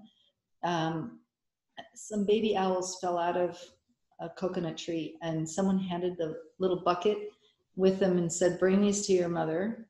And we raised those baby owls till they could fly around. Now, if you're pregnant in an owl, if you hear an owl, that's a good omen in Bali. If the owls come and live with you, you're the new witch doctor in the village. I had no idea. So I feel you all have this lineage, you all have this ancestry. If you don't know about it, go back another generation.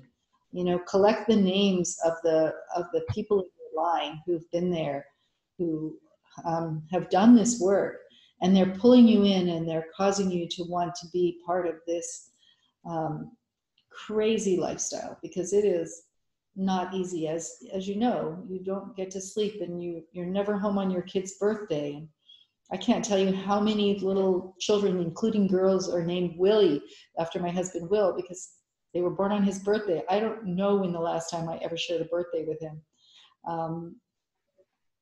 It's, because it's more than just being a midwife yourself, or a doula, or a birth keeper, however you're called to serve. Your whole family is called to serve. Your children. Samsarah was getting ready just before you all arrived on the Zoom, and her beautiful son, was hanging up the curtain to make it so that we could see her face better.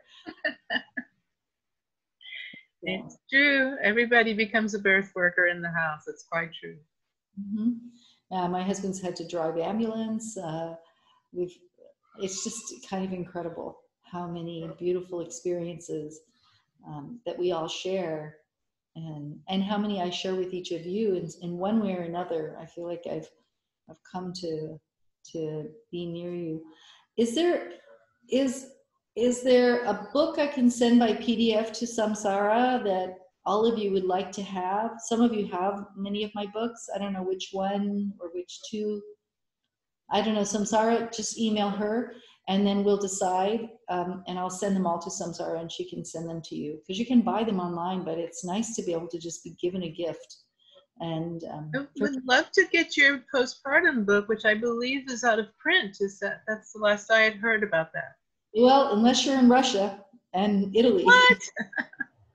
You can get it in a beautiful edition in Russian. I don't know if you've seen it. I don't have the PDF in Russian. That gets sold. But the people that published it, they just keep bringing in like stacks of rupiah, because the publishers are Russian and they live in Bali, and as books sell in Russia, they get the money and they just bring it into the clinic and donate it. So it's a really good thing. Okay, After the Baby's Birth sounds good. It's a beautiful book. Thank you. And it is out of print, but and you can get it in the Philippines. So yeah. Let's open it up to more questions if we have. Hi, Robin. I have a question about grief in COVID, in the time of COVID. And so with my clients, in talking about their birth experience and talking about their postpartum experience, they're grieving how they thought it would be. They're grieving the experience that they had and how it's being impacted by, say, changes in hospital policy where that aunt or sister or doula can't be with them. And then they're grieving kind of like the tactile family connection of the hugs or watching grandmother hold baby. And so I just wanted to know if you had any ideas around kind of supporting that grief work as birth keepers and birth workers. It's so individual. It's so individual. And Eden is like a godmother to my daughter. Hi, Cheryl. Thank you for sharing those, the Filipino editions of my book. It's so, my daughter, who's Eden's goddaughter, she said toward the end of her labor, when she got to the point where, you get over that hill and now you're fully dilated and you can push, and you suddenly feel that new power. And she said, how could anyone go to the hospital alone? How could anyone survive this because she needed all of us. I mean, there's, at one point afterwards, I asked her husband, I said, did you even pee during that long labor? And he said, well, when we were in the shower together, I wet my pants. So you got to be willing to wet your pants in the shower, He just went up a few notches because of his capacity to really stay with it during a very, very, very challenging labor. I don't know how women handle it, and the grief must be hideous to, after your birth, to have to deal with all of those postpartum challenges and joys, and to have not had the birth of your dreams. And I do believe that women will keep having babies till they get the birth they wanted. Have you noticed that? Some of us that are older in the birth keeping, yeah, you're shaking your heads. Yeah, Mika, Samsarah, yeah, Susie, you know. My niece is due right about the time I'm flying back to Indonesia. And so I'm going to leave here about a week before I normally would and go, she's not far from Los Angeles, and go to California and receive her baby at home before I go back, so that she can have because more than ever, she said, you know, before when she went to the hospital, she kind of thought that was normal. Her mom gave birth in the hospital. She thought that it would be fine. But now she's being told when she goes into her OBGYN, well, you can maybe bring your husband, but you can't bring your mother, or you could bring your mother, but not your husband. And she said, but how can I choose? And then she was saying that she had planned when she first got pregnant, she was going to have a doula. Well, they told her that she won't be able to bring a doula. And she also said that with her first two children, she stayed at home a long time and showered and just hung out and got to the hospital both times 6 to 7 centimeters along. And then it was hours before she progressed at all. And she was being threatened with belly birth. She had, threatening. And she kept saying, refusing. And she said just to be able to stay at home would be her dream, and to have her mom there and have her husband, my brother, who's her dad, he'd probably be watching the two other children. She just knows that she needs more support than she can get in the hospital. And they also said to her, well, you might not be able to bring anyone. Why? Well, there might be a condition in the hospital if we have extra COVID.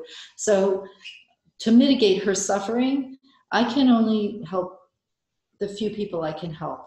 And that's difficult because we want it for everyone. It's like Jenny Joseph says, she goes, we need to scale it up. We need to make it so that the kind of midwife to mother care, doula to mother care, mother baby care, that kind of care is available to everyone, no matter how unfortunate they've been financially, no matter where they live in the far-flung areas. And Cheryl, in the Philippines, the far-flung areas, there's no services in many of them. So it's a huge, Nikki, it's a huge question. I don't know how we deal with the guilt. All of you, I'm sure, have done a lot of crying. I've done a lot of crying because of the grief, the guilt that we can't help the people that we, in our hearts, want to help and we're meant to help. But the grief it's big. I wish I had an answer. I don't know. Individually, one mama at a time. One mama at a time. Deborah Flowers. Are you still here, Deborah? I don't know. Deborah shared a photo of her family.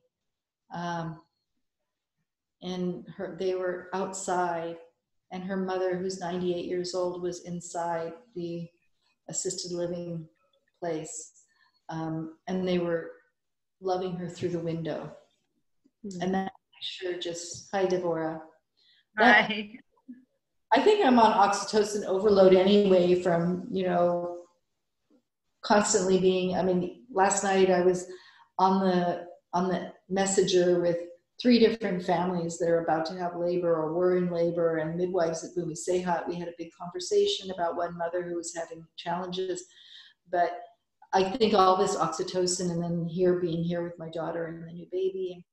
But when I saw the photo that you published look on Deborah's Facebook page of your mom behind the window, I lost it. I cried a bucket. Yeah. Yeah, we have that picture because one of the nurses was standing behind her and took that picture of the family outside. And that was her 98th birthday. And I drove a few days ago, I drove 250 miles so that I could do the same thing. So I could stand outside the window and wave to her. So it's been kind of hard to not be able to be with her, and know that if she catches COVID, then she will die with the workers at the assisted living with her, but not with her family. So far they've only had 2 employees that have gotten sick with COVID in the facility, and those are people who don't come in contact with the the residents there. So she's in a good place. They're taking real good care of her, and I know they love her. And but yeah, it's hard to be separated from family right now. Really hard time. And as I just can't imagine for the birthing mothers. And it's something that we cried about, we talked about, we drove by the hospital in case my daughter, as a VBAC, ended up, and that was a pretty shocking thing to have a placenta abrupt 2 years ago. But in the areas that are being, and we have so many things going on now. We have the pandemic, we have the racial disparities and all of that going on. That huge boil that needed to pop is now here in Austin. They've had rioting in the streets 2 blocks from where my granddaughter was working the other night. Someone was killed. And we have also the climate change issues. And Santa Rosa, where my daughter lived in California, has those huge fires. We're having more earthquakes all over the Ring of Fire and all over the world because the Earth's crust is too warm. The storms in the Philippines, I don't know, Cheryl, they're expecting a bad season this year. Yeah, I'm worried about that. And the storms all over the world. We've already had storms here in North America that have affected families. So, and the winter's coming. The flu season is coming. I've never seen, having my eldest daughter's lived in Austin a long time, I've never seen homeless people. Like, the one time I drove by downtown, I said, wait a minute, what's happened? There's hundreds of tents. Maybe because the climate's pretty good here and the police are quite right across the street from the police station and the police help feed them. But there's so many homeless people. People have lost their homes and they're living in tents under bridges. And I'm sure it just was shocking to me. So these are all things that as the flu season comes again, it's going to get worse. But my daughter and I talked about what would happen if she went to the hospital. And we made the decision that because she has a 2-year-old son, and that Bear, when he was, he's always fine with the whole family, but he needs to touch in with mom. And if my daughter had to go to the hospital for a repeat belly birth or for any complication, that I would go with her, and that my son-in-law, I call my son-in-laws and my daughter-in-laws son-in-laws and daughter-in-laws instead of in-law, because they are. It has more to do with love than the law. Exactly. And my son-in-law would stay here with his little boy. So, but that's a horrible decision to make. And I'm just so grateful again. I just am touching the feet of our divine creator and everyone who helps support us, the saints, the angels. I really don't know who we pray to. It's something that's so unknown, and yet as birth keepers, we need to tap into the divine. I'm not a very religious person, but I've become, as a birth keeper, a very spiritual person. I was raised religious, but I feel like we need to be able to tap into the divine and humble ourselves to that prayer space. We could call it anything we want. Riva has a candle lit because her mom is here with us. To tap into that is really, really essential so that we can keep our sanity. And I don't know, Nikki, how you're going to be able to help the mothers deal with the grief. I do know that it's comforting to have your doula to be able to call at that odd hour. Maybe the whole family's having dinner and they're all happy and they're enjoying the new baby. But mother can't quite enjoy because her heart is broken. She needs to call her doula. She really does. Look at the other. I think it's really important that we, even so here where we are, as I said before, we can't go into the hospitals, but just to let the mothers know that we're holding space for them. Mm-hmm. And just the last client that I had, she just within days of giving birth, she had to choose between me and her mother. And she chose her mother. So I was her doula via electronically. And I think it was just holding space and letting them know that we're there. Nikki, I think that's probably one of the best things that she could probably do. We do a lot of mindfulness here, and I've been offering free birthing and mindfulness classes to anyone in our area because it's needed. Are those online, Angie? Yes. Okay. Yes, they are. Maybe you could send the links to Samsarah, and then some of your helpers, your student helpers, can email everybody those links, because that would be really good for all of us to have to avail ourselves of. Sure. Also, I think it's really important for us to look at what advocacy we can do politically around pushing back on all of this. This is incredible cruelty being inflicted on our pregnant people, on our pregnant mothers, and we shouldn't stand for it. I don't think they should have to grieve this. There's enough of other things going on in the world. And so supporting folks in talking to hospital administration or state officials, because this is nonsense. We are healthcare workers, and all the healthcare workers are working, and we should be too, if we can. You know, individual doulas might have health issues or taking care of, we know the parameters are. But if we're available to work, we ought to be able to work, and the profession shouldn't be disrespected in this way. We're the only healthcare workers. We're not considered essential. They're not expected to be beside their clients. So that really does need very strong pushback. Mm-hmm. Mm-hmm. Yeah. And self-care is a big issue. I'm not good at it, so it's hard to even talk about it. Fortunately, I have a family that really helps take care of me and pushes me to, you know, eat well and to drink enough water and to try to get as much rest. But we were on a Zoom meeting with Deborah Pascali-Bonaro and some of the doulas, all doulas, in fact. I will say that after being a midwife for 20 years, I also studied to be a doula with Deborah. And because that's how important doulas are. You know, it's just that important. And yeah, this doula was in New York City, and she was the chosen one companion for a mom.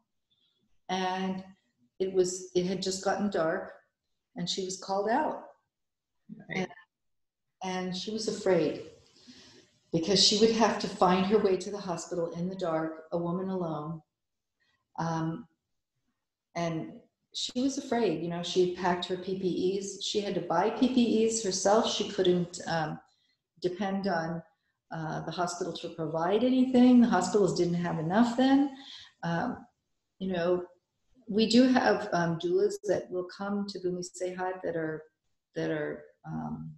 have been trained and that have made themselves available. If a mother needs a doula, or if the midwives just feel like a mother needs a doula, she'll talk to her, and we provide PPEs for our doulas. But yeah, I was on tenterhooks just waiting to hear that doula made it safely to the hospital. Also, Lena, who's in England, in Great Britain, She's in London, and she was in a Zoom meeting with the doulas, and she was actually at the hospital wearing PPEs, and she was talking about how many people that work at that hospital had fallen sick with COVID, and they had lost people. So please, doulas, you are frontline workers, midwives, you are frontline workers, and you're essential. Protect yourselves as much as you can. It's really hard because we don't know that much about this virus, but what we do know is that we do need PPEs, and we do need to constantly be washing our hands and taking our showers, and again, protecting ourselves, which means eating healthy, getting your vitamin D. It's summertime in most places, not in Australia and in that part of the world. It's wintertime. It's kind of cool in Bali right now. But get your vitamin D, take your zinc, take your extra vitamin C, all of those things that you do. Eat healthy as you can possibly eat. Many of us have gardens. Deborah and her family, oh my goodness, when I go on the Facebook and see her vegetables, I get a little bit jealous. It's so beautiful. So anything you can do. There's a beautiful a Black doctor in Alabama, and her husband is a botanist. I don't know if you know, but they're in Alabama. And what is her name? Anyway, I sent them seeds from the Sambiroto plants that I felt like my weeds in my garden were saying, you might need some seeds to send to someone, and I sent her seeds, and they've been going out to people in Alabama. I mean, one of the women that called them, her husband had died of COVID, and she was elderly and she was getting sick, and they put on their PPEs and they went out and they brought her food from their garden. They brought her the antiviral preparations that they had made that they've grown, and they're just an incredible couple. So again, they wouldn't be able to do the work they are doing unless they could suit up in those PPEs. You feel like you're in the birth room in a space suit, but it's worth it. You got to protect yourself. Okay. Anybody else? More questions? Any other questions or comments? Hi, Robin. My name's Erin. I'm in Australia, and it's winter. That's why it's 5:40 in the morning, and I'm breastfeeding my 3-year-old, so that's why I'm in the dark.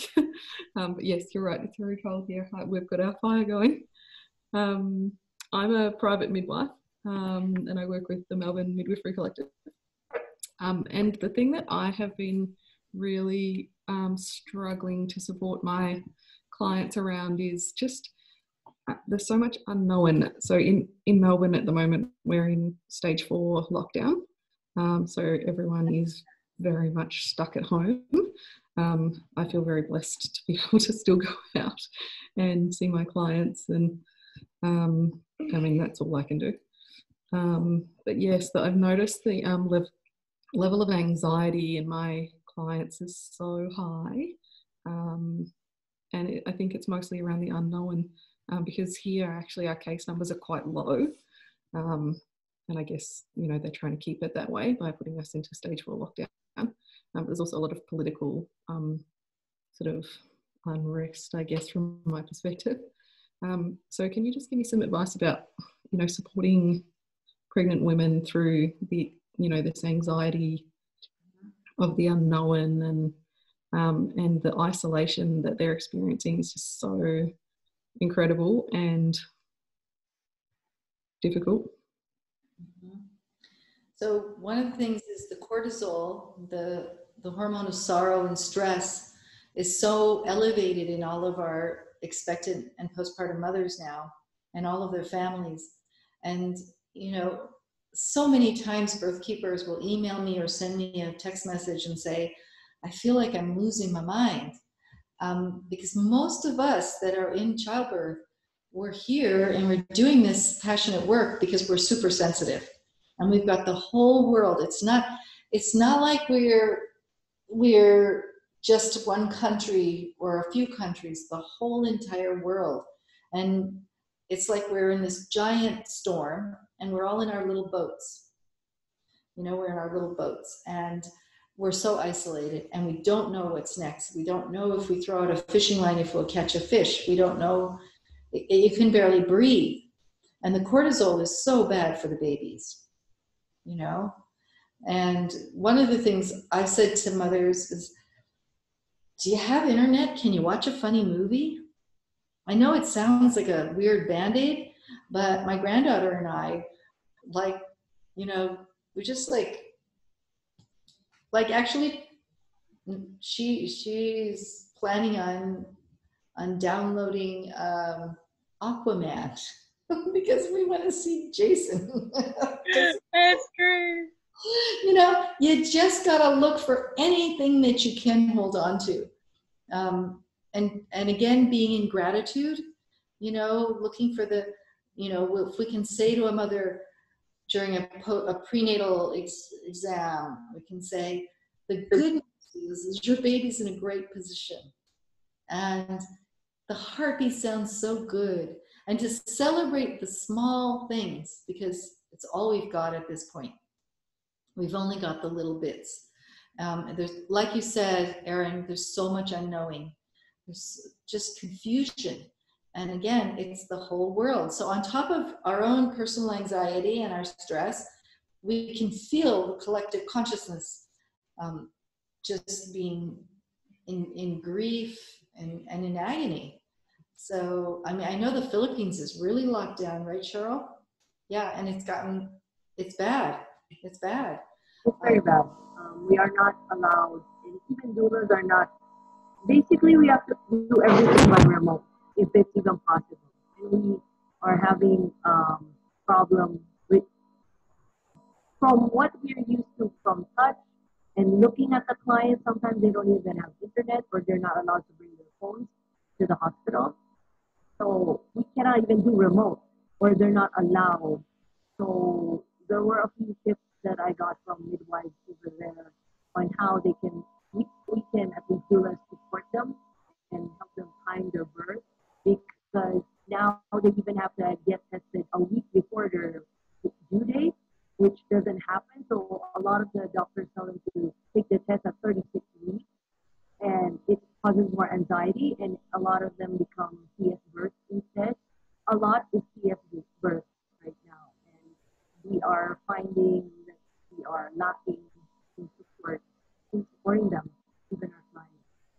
That's the problem right now. A lot of induction. Yes. Yeah. Everything is automatic. Even parents now are seeking unsupervised home births that we cannot allow. But they're looking for midwives. There's a shortage of midwives, and a lot of midwives, if they are available, are afraid to go to homes because of lockdown, because of curfew, because of congestion. So it gets very tricky as a doula here to be asked, do you know any midwives? Or they're going to message us that we are seeking home births and we have no midwives or any health practitioners. Even if it's remote, I'm very fearful for mothers because they are scared. A lot of the hospitals are fully, there are no beds for them. So the issue right now too, that they get rejected when they go there. So they say, I might as well just do it at home, and do a surprise birth. Like, I don't think that's good either. Yeah. And Robin, I don't know if you know, some of the group ally doctors that we have are infected because a lot of the parents didn't know they were asymptomatic. So they realized later on, and that is also a problem for us referring the good doctors who would have them be more patient and all of that. So even doctors who are allies are now being sick. So it's an automatic CS these days. I haven't had yet one client that has yet. Very hard. I'm so sorry. I'm so sorry what's going on. It's just, you know, these times are very, very challenging. And like here in California, it's hideous too. The doctors are inducing everybody. They're happily doing C-sections. They're pushing C-sections on everybody. and for reasons that have nothing to do with caution or science. It's all about making money, and it's all about power and control. And one of our sterling edicts as birth workers, I truly believe, is not buying into the fear. And how I roll with it in such a way that people think that like maybe I don't care, but I'm just not gonna let myself get sucked up into it. I'm just not, because clients depend on me. I'm an anchor for them, and then I need to go get anchored myself. And so the memory that whatever happens on this beautiful planet is cyclical. So this will resolve. So many other things have resolved. Robin spoke of Spanish flu earlier, bubonic plague. These things were horrible killers. These things did what they did. Human beings hopefully learned something from it. A lot of it had to do with how we live without any balance on the planet that even brought these things up and caused the deaths in the first place before human beings realized that they were the cause of it, right? And so that might unfold in the future too. But right now, for my beautiful clients, it's like, you have every right to live. And especially my African-American clients, because in this country, African-American women are 5 times more likely to die in childbirth. So it's like, turn off the noise, turn off the news, snuggle up with your family as best you can. You have every right to live. You will live, and your baby will live. Eat your food. Say it's very Zen, you know. Drink water, chop wood. I mean, just that's it. And all the rest of it's got to go. I don't even want to have those conversations after a while, because all I can do, I can feel the cortisol building in my own body. Mm-hmm. I can feel myself getting terrified so deep. And that's lowering my immune system and making me more vulnerable. So that's all we can do is help people to hold on as best and as positively as we can as birth workers. And if that means we go get them groceries, we get them groceries. We do that for our low-income moms here in Oakland, California. I was hearing the ministry that you're doing, Robin, and we're doing the same thing here in Oakland for our families, you know, helping them to get hold of the appropriate food and helping them to get doulas if they can't afford one. And even if a doula can't go into the hospital, getting that preparation beforehand is critical. Critical.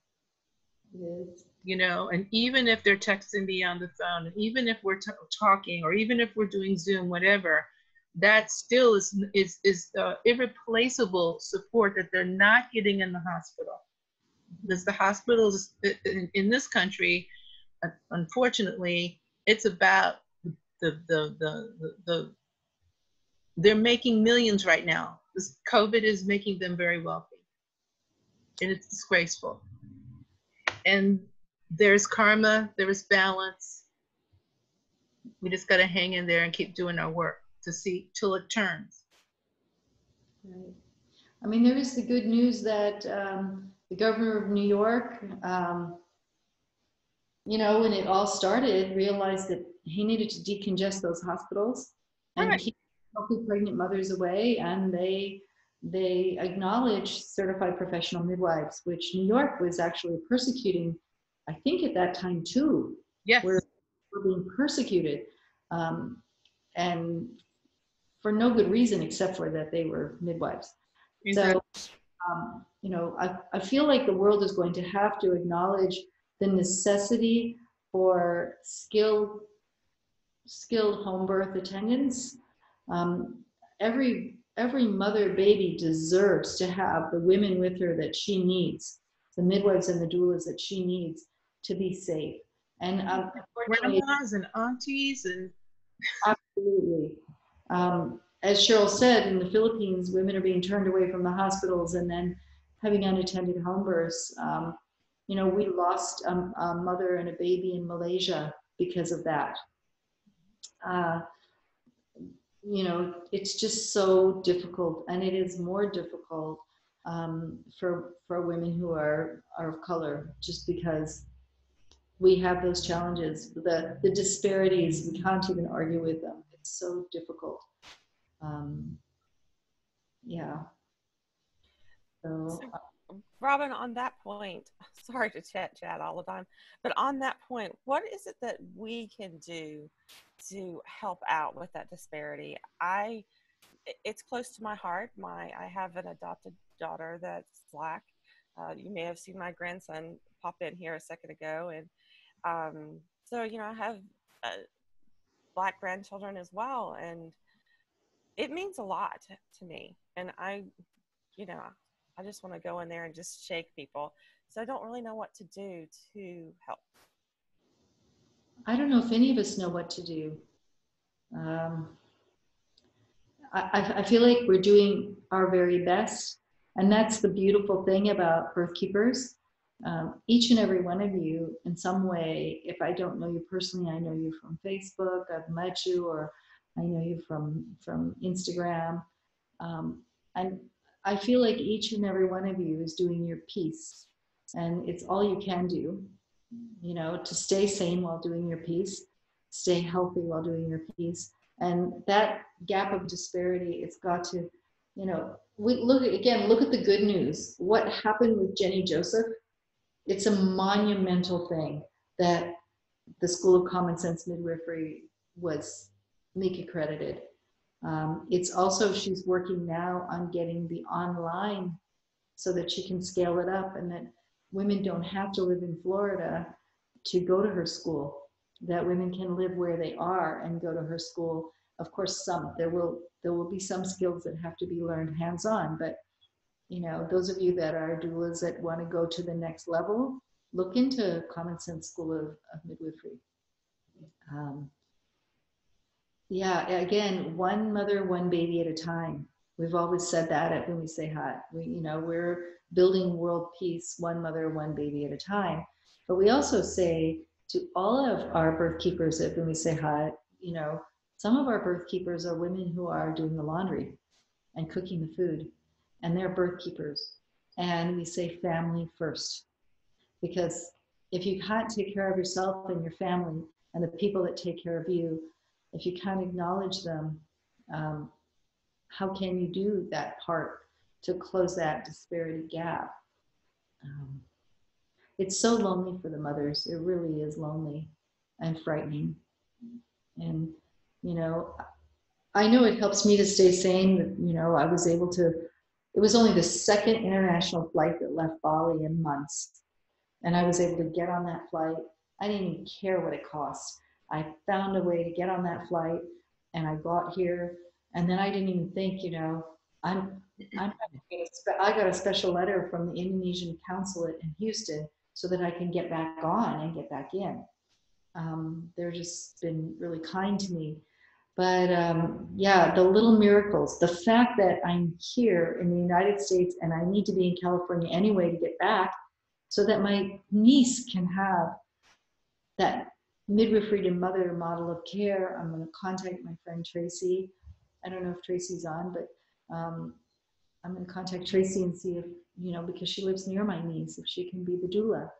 The midwife that caught my first two children, Mary Jackson, and she received those children into the world that are in their 40s now, and see if she can back me up and help me with that birth. But we all have to do what we can, Angie, otherwise we'll go crazy. Monica? Hi, peace. I have a sister from my church who she's due in the 18th. But we were wondering, and Samsarah, you might know this because you've been active, but in California, especially the Bay Area, are they requiring a COVID test to go? In the hospital. It depends on the hospital.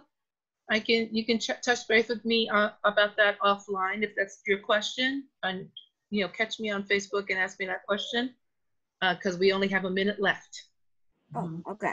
Thank you. But it's a hospital by hospital situation. They are requiring in Indonesia, and I know that in Texas, if my daughter had been transported, if she was positive, her baby would be removed from her and quarantined separately from her. So that's a huge one. Is there anything I didn't get a chance to talk to you, Lori or Linda. So many of you, Deanna, Alashani. Yeah, everybody is so beautiful. I know. Gorgeous. So much. And thank you for doing this work. You know, Eden's been supporting midwives as an OBGYN for decades. I can't thank you. And Susie, I never heard from you. I just saw your face. Mika. Oh, beautiful. You're also beautiful. Aren't they? It's ridiculous. We are really blessed to have each other. Yes. We're really blessed that we have this passion. Hi, Karen. We are just blessed. I'd love to hear from Alvin in the future, find out how he got to be a birth keeper. Hi, Alvin. We have some brothers, 2 brothers were with us today. That was beautiful. Yeah, quite lovely. Yeah. Thank you all. Thank you. Terima kasih. Maraming salamat. Do your work and feel the love. Feel the love. Keep posting the positive messages. If you have a broken heart, post that too. Exactly. Sure. We can take it. We can all take it. We can help each other get through this. It's finite. Do you know it's like labor? I remember my daughter had one monster contraction and she really looked at me and she said, I don't know if I can do this. And I said, but you know what? You don't have to do that contraction again. That one's done. And I learned that from Tina Garzero, and who was one of my mentors. And yeah, she just said, I don't know. But again, and she said, Mommy, tell me that there's a finite number of these pains. And honestly, COVID is finite. We're eternal. We are eternal. I love you all so much. Write that letter to yourself and open it in 9 months. So that is the most perfect point right there for us to end. I want to thank all your beautiful faces for being here with us. This gorgeous event is a fundraiser for Open Better Birth Foundation. Hopefully you were sent the Gmail, the Gmail PayPal info. If not, it's openbetterbirthfoundation@gmail to make a donation on PayPal. Please, please, please do that. And Jessalyn just posted it because she's amazing like that. And please follow us on Facebook. Please follow us on YouTube, where after this this beautiful session is processed, it will be posted on our YouTube channel for your future enjoyment and for sharing with others. I feel really blessed and honored to have spent the time with you, dear Robin, and to become more friends with you. And you know, one day I will come and visit you in Bali. Many of you will. So thank you so much for your time, and thank all of you, and peace and baby blessings to us all.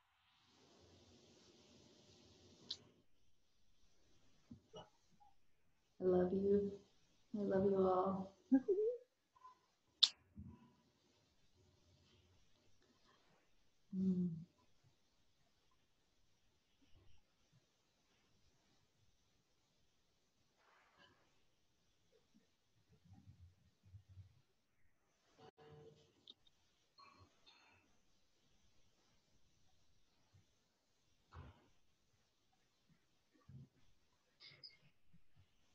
And there we have it.